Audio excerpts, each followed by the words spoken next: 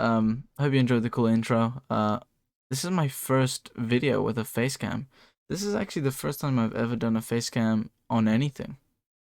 And this is probably my first YouTube video in 4 years. That was like something I was, how do I say it, was doing for just YouTube. So my last YouTube video was a Minecraft video. So actually, no, I think it was a wannabe commentary video, if you remember those. So, yeah, anyway, a lot's happened. And I've been doing art a while, so let's get into that. I've formatted the videos as best I can for now. I don't think we're going to keep this kind of style, but let's just hop into it. Today we're going to be looking at the Dying Light 2 concept art I did. That was before the game came out, and was kind of like a fan art of, except it was like my ideas that I hope would be in the game. And I do this for a lot of games actually because it's quite fun. I just never did it good enough to post online because I couldn't draw very well. But anyway, let's get into these pieces. These are kind of like revolutionary pieces for me. They were pieces that like I grew with, if that makes sense. In a sense, I sort of, from these pieces, I got a lot of work. I got a lot of followers. Like, by that I mean, like, I have had a lot of nice messages, emails, people reaching out and being like, oh, I saw this work and it was Dying Light. That was kind of the popular one. And I also got on the front page of Google. I'll put that up. And I remember a friend showed me, and I remember thinking, never in my life did I think, I don't know why, it doesn't achieve anything, but it is like one of those, like, when your art pops up and you worked on it, and it's on the front page of like Google when you type in Dying Light 2. Yeah, that was really cool to me. Yeah, anyway, that's a really like specific memory, but I still remember that very well. So I haven't even played the game yet, and I've got lots of fond memories. I don't play games when they've just come out, but let's get into the art. So, this was basically the whole idea behind this was swimmers. So we got swimmers, slim, like body. I don't know if I call that guy slim anymore. He's actually pretty jacked with that chest, but they're slim, and I wanted to feature these spikes, which were in the trailer. Was it E3? I want to say it was E3. And I remember people speculating like at this event, what does he look like? What are some of his features? And the only thing we basically saw, which I've just copied basically from the trailer, was his arm. We just saw his arm, and we saw in the trailer spikes sort of shoot out of his arm when he woke up, I want to say. Escaped. It was when the water had been drained, I believe. And I think they're actually called drowners in the game. So that maybe was one of the devs called them that or something. And I remember being in the Discord server, everybody asking what they'd look like. And I was like, you know what? I'll just do some concept art for it because I needed practice on something. And I wanted to start working on a personal project that I'll be covering soon. And I was doing the art for it, and I just wasn't good enough. When you're doing a personal project and the art comes out bad, you feel a lot worse because it's your thing, it's your world, and you don't want it to be represented with bad art. Not that bad art, I hate saying that, but you know what I mean. The reality is, if someone sees your art and it doesn't look great, and it's for something you're making, they're not going to be interested. They're just going to be like, that looks shit. that's mean, but that's true. So that's how I felt. So these pieces were really important to me. So let's get into it. Really simple concepts. I kept some of the key features from Dying Light 1. We've got, obviously, the volatiles. Not going to spell that. I can't. We've got spikes coming out of his head, which I'm not sure what's practical about that, but it looks cool. And that's rule number 1, game design. If things look cool, people will forgive it not making sense. Look at Dark Souls. Does some of it make sense? No. Why do you care? You don't. That's the reality. Um, I mean, unless you go on Reddit. Don't go on Reddit. If you make any form of artwork and you post it on Reddit, don't be surprised when you get some comments that are like, "This is so ridiculous," and then you're like, "Bro, I'm posting on r/fantasy. Do you understand the point of the genre?" So we have the spikes coming out, and we have some sort of weird links that no one ever like messaged or noticed about. With the ocean, I believe they're called barnacles, or they're called barnacles. I think they're called barnacles. I don't know how to spell that, so I'm just gonna put ocean theme. I've got dyslexia. You should know this. If you're gonna see spelling errors, don't be surprised. I do art for a living. I mean, why do I need to be good at spelling? Funny story. I've uploaded a few of these with things that I've written for them, and then I've had comments that are like, "This is wrong. This is wrong. This is wrong," and then everybody's just replied to them, with just being like, "Bro, who cares? Enjoy the art." But anyway, enough about those grammar guys. Can't use that other word anymore.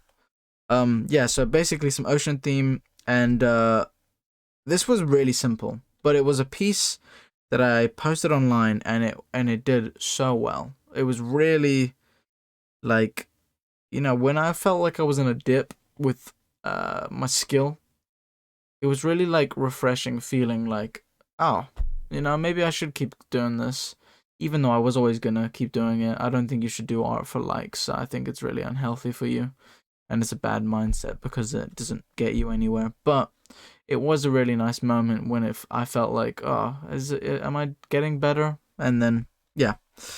So this whole character could literally, it did so well, but obviously simplicity is sometimes great game design.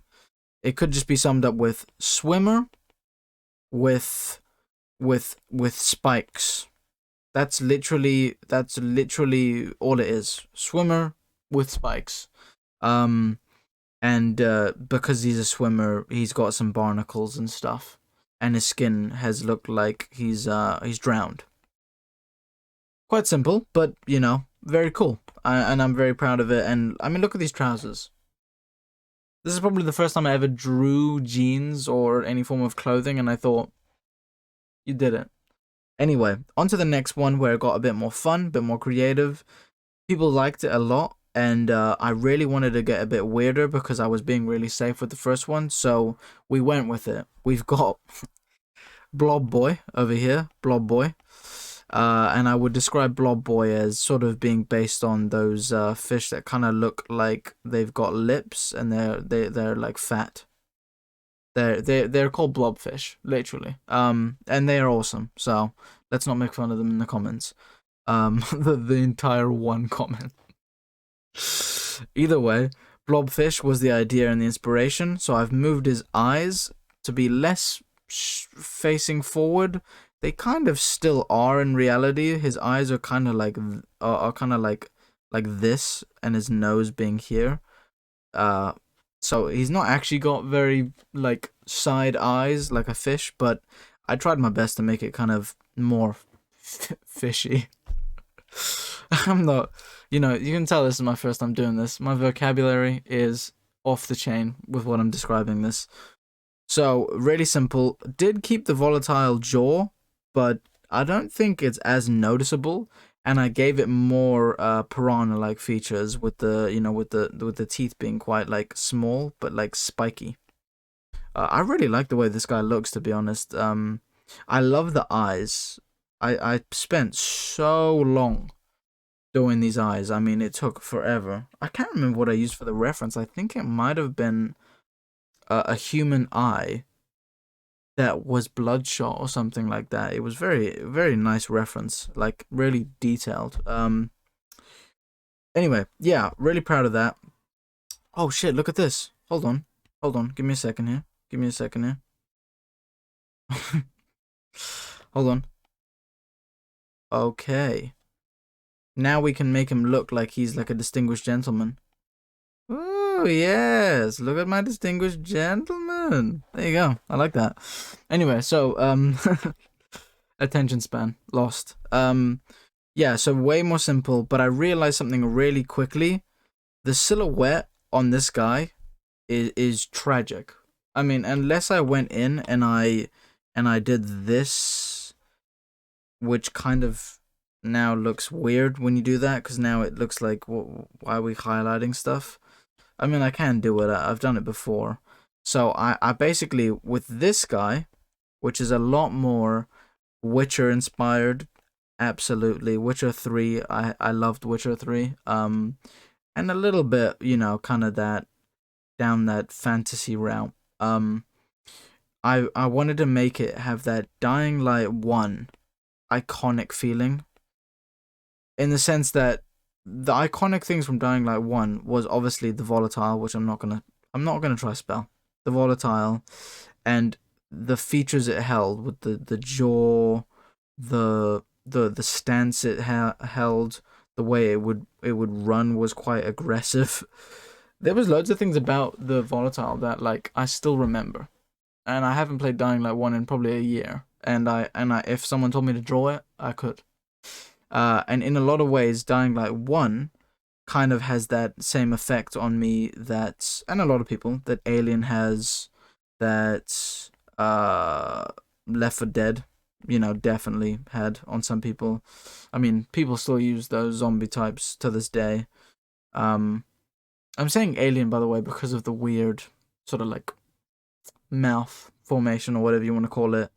So I wanted to focus on that, and along with all that, I wanted to focus on fixing the silhouette. So I've completely changed his arms here to be way cooler. I love the way these arms look. They look super unique. And I've still kept the same general idea, but I've basically changed the silhouette so from afar it reads better, and I've given it this face that I think still looks really cool. Like, I kind of want to put this in Baron, which is something I'll be doing videos on. But yeah, it's got that like that recognizable look, almost kind of like a Mirelurk King, but less stupid looking. Because Mirelurk Kings look really funny and goofy because they give them noses that are really like this, and they look really funny from afar. But anyway, I'm not dissing Fallout. I love Fallout. I think this guy is one of my favorites from this collection. But ironically, he was not very. I didn't see many things of people saying they liked him. Everybody was a fan of Blob Boy though. They like Blob Boy. I just think he looks quite boring when I put him next to this guy.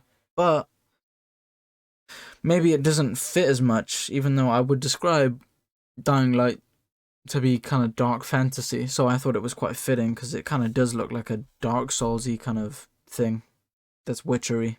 Yeah. Anyway. I'm really proud of these, and they meant a lot to me when I was making them, and looking back, they have aged, but not as bad as I thought they would. These were kind of the beginning of my concept art journey, and I'll be doing more videos as we go. And maybe I'll put some things on screen as we're going along, change the format. Yeah, there's lots to change. This is just going to be my first collection of videos, and if you're interested and you want to learn about concept art, hear more about stuff coming up in the future, if you want to just have another art channel, I'm gonna be making videos basically, and hopefully I'll make them, I'll be one of the few art channels left that isn't like repainting this Lambo with bright colors, or just, there's a lot of crap, isn't there? Anyway.